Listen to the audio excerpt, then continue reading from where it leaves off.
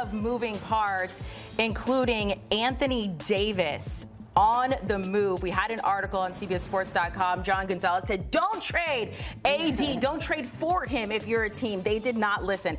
Okay, so Anthony Davis is going to the Wizards. That is according to ESPN. The deal will also send Jaden Hardy, D'Angelo Russell, among others. In return, Dallas gets Chris Middleton, AJ Johnson, Malachi Branham, Marvin Bagley. They'll also receive multiple draft picks, including 2 first-rounders, 3 second-rounders.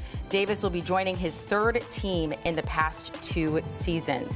So let's dive into this. We've got other trades coming down the pipeline. As soon as that happens, we'll let you know about it. But AD to the Wizards here. As a Mavs fan, I mean, you're kind of upset because this was Nico's plan. It didn't work. But Ashley, where do you stand on the side of the Wizards for this? Brad and I were talking about the Wizards. Cool. They're fine. Got a couple all-stars. If healthy, great. It's going to be fun.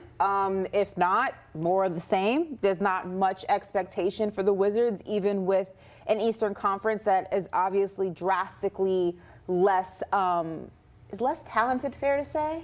Yes. Less talented than the Western Conference. Certainly shallower, less deep. Yeah, less deep than the Western Conference. I still don't think that this is a playoff team. You got to think about what the East will look like next season, specifically when Tatum and Halliburton have full seasons under their belts. I think that at best a play-in team when healthy, but this is also not a team I feel like that has high expectations. So again, you got 2 all-stars when healthy. Are great, but if not, it's just kind of more in the same for Washington. The bigger situation here is the Dallas Mavericks, because you have to look at the all-encompassing reason of how they got here to this very point. Do tell. And when do you tell look the at story. that, when you look at that, and when you look at Luka in LA having an MVP season, when you look at Nico Harrison, who was the one who ultimately made the call, did not have that approval solely on his own, though, make that clear. No longer in the organization. Anthony Davis, who was supposed to be the better option, no longer in a Dallas Mavericks uniform. Talks of Kyrie potentially on the move at this point. So it's just kind of like the championship defensive guru mind of Nico Harrison failed everyone miserably. Yesterday, Brad, you were like, the Mavs came out of this trade okay. They do what they did out of luck. How are we feeling today? Chance. Well, they got Cooper, so I mean, you know, that is the silver lining. You have to think it was luck. It was total lightning strike luck, and Nico Harrison deserves no credit for it happening. But Cooper was a part of trading Luka. They don't get him without him. So that's the salvation for Mavs fans. But yeah, if you look at the total package, that because Cooper wasn't part of the plan, that what Nico planned to get, yeah, I mean, all-time fumble. Like this side of the Red Sox selling Babe Ruth to fund a Broadway play is this is as bad as it gets. From the Wizards side, there's going to be criticism for them. They're going to say, everyone's going to say, oh, once again, somebody's believing in Anthony Davis and he's never going to stay healthy and blah, blah, blah. But everything is relative. And so you're talking about a team that got sick of hanging out in the basement and now they're happy to try to go fight for like a 4th floor apartment. Like they're not going to the penthouse. No one's going to say they're going to be a contender, but they can somewhat maybe now hang around in the middle of the pack in the Eastern Conference and be relevant. They got 2 all-stars in ability for nothing. You don't just look at those picks that they gave up for Anthony Davis and say first-round picks. That sounds like a pretty decent thing. One of them is an OKC pick this year. Can we put up that full screen? Did you see the graphic that they had there? Yeah, it's a 2030 OKC pick. Yeah. That's going to be the return of what we now have for the Mavericks for Luka Doncic. 2026, I'm sorry. That's going to be like number 30. That's going to be like number 30. That's an OKC pick. So late 20s at best. And then that Warriors pick in 2030 is top 20 protected. So it's either going to fall 21 to 30 or it's going to convey to a second rounder. So those are not, you see first round pick and it says, oh, not bad. They didn't give up anything to get Anthony Davis. So why not take a swing and at least be more relevant than you are now from the Wizards' perspective? What do you think about Kyrie? What does this mean for him? He's got to be next, right, Ashley? Like, they got to do it. We're still waiting to see. I don't think it's going to happen at the deadline. Yeah, it's definitely not going to happen at the deadline. Remember, Kyrie's still hurt. He's still rehabbing his injury. I do think, though, that with the direction that the Mavericks are going, I do believe... What direction is that?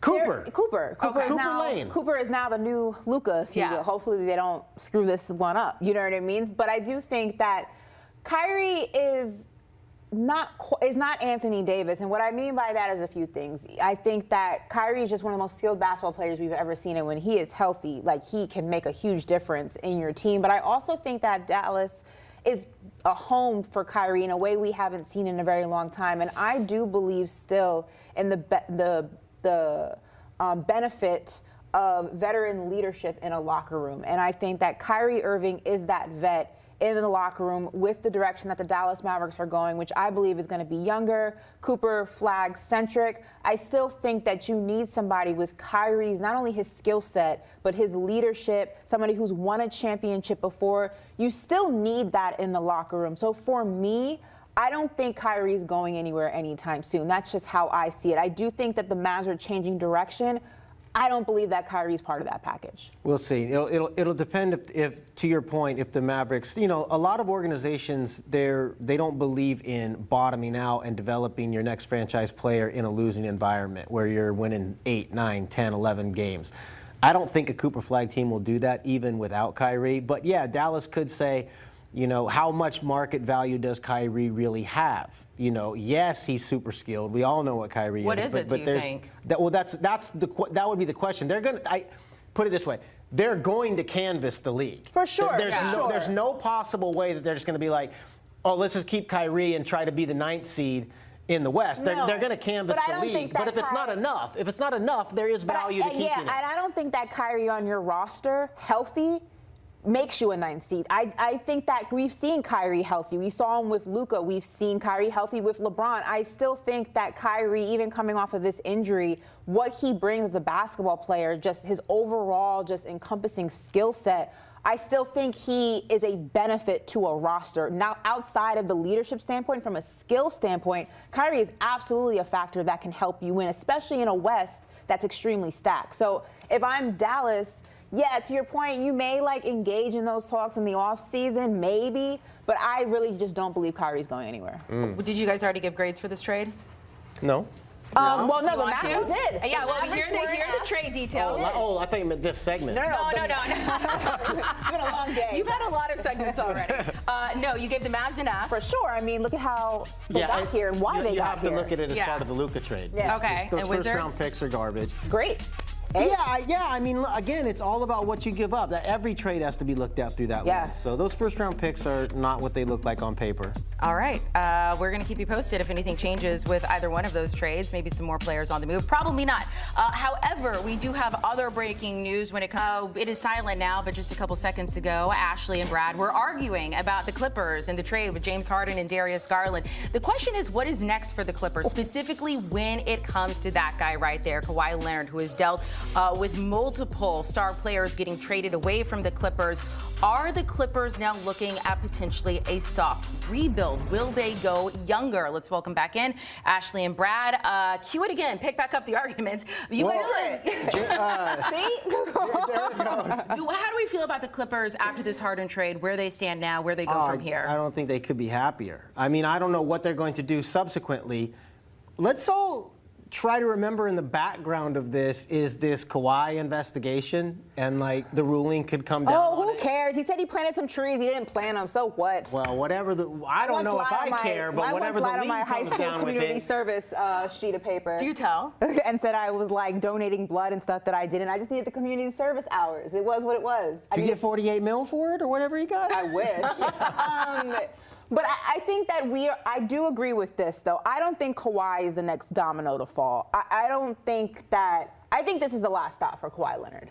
I don't foresee the Clippers trading him. I also don't think his trade value is as high as it once was, just because if he's of a particular age, the injury history, all that stuff like that. But I also think, much like I think about the Kyrie situation in Dallas, I think even if the Clippers are going to go younger, which I do think that they're ultimately trying to do, I think all these teams of, a particular pedigree with particular players on their roster are going to try to figure out a way to go younger. I still think Kawhi is a guy who you want in your locker room, you want on your team. He doesn't hurt you, especially when he's healthy. He may not be the Kawhi of the championship era that we know and love, but I don't think he hurts you. I would be very surprised if Kawhi left the Clippers. I don't know if I see that. Okay, so when you're talking about these veteran presences in locker rooms, which do hold value, has to be for a certain amount of money. Exactly. I agree. Yes, We're talking about guys like Nick Batum. No. You know, Or hey, Udonis hang Haslem. around for $4 million and teach the young guys. Not max contracts in the biggest penny pinching era in the history of the NBA. But do you think that he's going to play? I don't think he's going to get another max contract. He has one right now. Right, he's already on the hook for it. What I'm saying is like if we're thinking down the road. Right. Okay. So if you're not going to pay him that way moving forward, why would you? If they've already said their plan, even before the Harden trade, they're going to clear their books for 27. This is like a reboot. Kawhi and Harden were not going to be part of it even before the Harden trade. Now Harden's gone.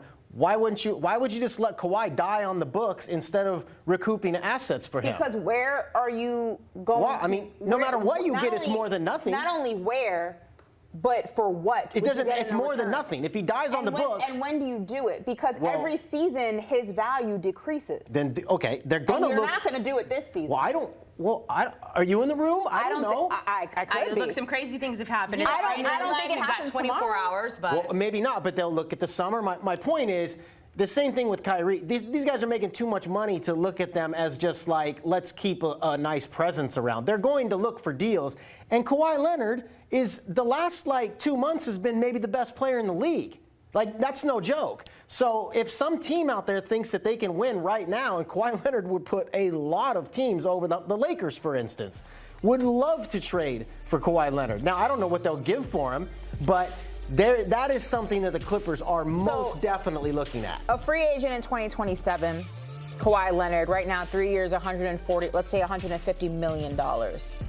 I have a hard time believing, with what this roster currently looks like, that Kawhi Leonard is getting traded. Because if you're trying to stay somewhat competitive in the Western Conference, you take Kawhi out of the equation, unless you're getting I don't know, Giannis or somebody in return. What do you do? Are you saying basically we're gonna tank? Because this team's not winning. Bradley Beal's not gonna play. You know what I mean? This team is not a competitive team in the Western Conference. You just said Kawhi Leonard's been one of the best players in the league for the past 2 months. But in terms of value on the market, look at where they are right now. They're not even that team right there is in 9th place. I'm not saying competing for a championship, but unless you're going to commit to the tank or just committing to falling wherever the chips may, my question to you is who would be the player that you get in return for Kawhi? I'm not on the phone lines. I'm just saying that if you're going to finish in 9th place and you're moving toward a future built around Darius Garland, which they are, Kawhi Leonard's not the future. I agree with that. Why not get assets to put with Darius Garland? It depends on what those assets keep are. him to stay in 9th place? I don't. They got to look at it. Yeah, I don't know if they'll do it because I don't know if the assets are out there. Yeah. And if the assets aren't out there, I don't make that move. Okay. That's my thing. Either way, we have 24 hours.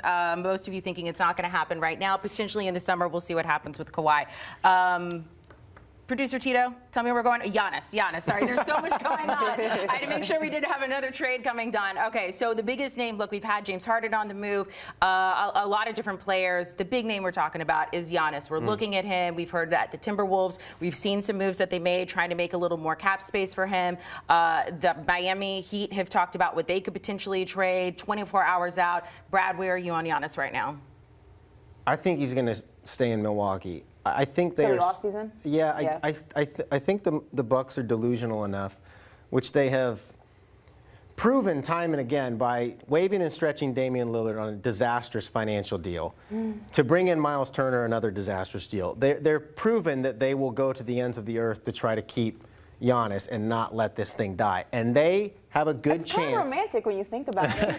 I know, it's funny because, we really don't want it. It's kind of like the Notebook at this point. It's a romantic film. They're rowing through the mangroves. It's funny because whatever it was. we kill guys like Harden for asking for a trade, and now we're killing Giannis because he won't ask for a trade. Get out. We're all saying, just get out of there, pull the plug. No, he refuses to. He doesn't want to be the bad guy. He refused. If he went in and said trade me, but because he won't give that explicit order the Bucks are hanging on to false hope. It's like when you won't break up with someone, they hang on to false hope, and they keep trying to make themselves more attractive to you. And the Bucks think that they can go out and become more attractive to Giannis this offseason when they could very easily end up with a top 5 pick in a stacked draft. And then they can say to Giannis, well, look, we can take that top 5 pick and we can go out and trade for said superstar and pair you with somebody else. This is a lot of work to fix a marriage. This is a lot of work to fix a marriage. The Bucks are desperate, but people do it if you give them hope. It also just appears Giannis has one foot in, one foot out. You know, like there are the reports that he's unhappy and he wants out and he's given all he can to the franchise. And then there's, quotes that come out yesterday where he's like, I want to retire Milwaukee Bucks. He's, at the end of the day, Giannis He's giving them hope. That's the point. He's giving them hope. He's dangling couples therapy in front of him to just prolong. They'll have more suitors in the summer. For sure. And because a lot of things open up for teams roster-wise in the summer. They'll have more suitors. Maybe a couple teams like the Rockets or the Spurs or the Pistons flame out in the playoffs and put a more desperate offer on the table in the summer. And then again, you've got to factor in this potentially top 5 pick that they're going to have that they could dangle in trade talks. I'm not saying I would do it. I'm not saying I would make the decision to keep Giannis, but they clearly want to keep Giannis. And Giannis still sends signals that he might want to stay. So that top 5 pick's pretty valuable. I do, in a sense, look, I think that sometimes when it's over, it's over. But in a sense, I have to respect, Giannis wants to do it the old school way. Giannis wants to be in one place his entire career and wants to figure out a way that it can work. But I will say the landscape of the NBA is just drastically different. And when you play in a city like Milwaukee, it's hard to recruit people, even if you are Giannis, it's hard to recruit that talent to come and play with you. If this was Giannis and he was on a struggling New York team or a struggling Boston team or a struggling LA team, we'd be having a drastically different conversation. But so the line on the Milwaukee. screen is the Timberwolves are trying to create one of the best duos in the NBA. That would be Giannis and Anthony Edwards. Now we're talking. Yeah, so you like the sound of that if you are the Timberwolves. And then, I guess the question is, how do you make it happen? They're making some room. We can go through that. But the only way they could make it happen is they'd have to start trading guys that they have on their current roster to get draft picks to then reroute to Milwaukee. Jaden McDaniels would be first and foremost. Nas Reed. Yeah, so you try to get somewhere between 2 and 4 picks for those guys and then reroute them to Milwaukee. And so, those are a lot of moving parts to happen in the next 36 hours. And so, or 24 hours. Which we don't know what's happening behind the scenes. No, they're all trying. Rest assured, the one thing we know is they're all trying. But I also think the real question is what path does Giannis want? Does he want to be in the West or does he want to be in the East? Because that also changes things. Now, granted, you're going to have to face one of the conferences at some point or another, but his path to the finals or back to the finals. That's what the Bucks are going to sell him. The path to the finals. We can go trade this. We can go. No, that's unfortunately a huge part of the conversation. No question about it. They have an easier path. You don't have to go mess with the West. It's also the Supermax, though. When you're Giannis, you either get it now. Don't give that to him. No, but I'm saying you either wait 6 months if you get traded after the deadline. It's true. If you get, it's true. That changes. The timeline changes. There's a few juggling balls in the air here. So give me a percentage chance. We're 24 hours away. That he gets traded? Giannis that he gets traded? Because it seems like you guys are hitting pretty low I think chances, it's like 10%. Whoa, that low? Yeah, he's staying. I would say at least 30. No, he's staying. Yeah. What team do you think he's going to go to? I think if it happens at the deadline, we're looking at Golden State. We're looking at now he's happy. We're looking now he's like, you know what? They should trade Giannis. We're looking at Golden State, Minnesota, or Miami if it happens at the deadline. I'll tell you what, Golden State has the best package right now, but that's reason to not do it because it's a limited offerings right now. Limited offerings. Oh, so many people with so many opinions on what should happen to Giannis. Ashley and Brad, we appreciate it. We know it's been a very